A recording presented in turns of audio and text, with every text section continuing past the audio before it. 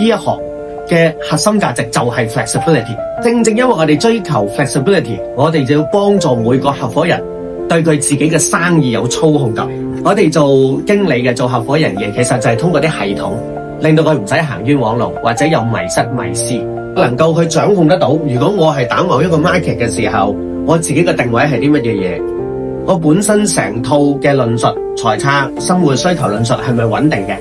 知道用乜嘢嘅切入點，用乜嘢嘅推廣模式，一個咩嘅活動 pattern 就可以帶動到嗰條數啦。點樣令到同事開心愉快有把握同埋 flexible 咧？就係呢啲系統化。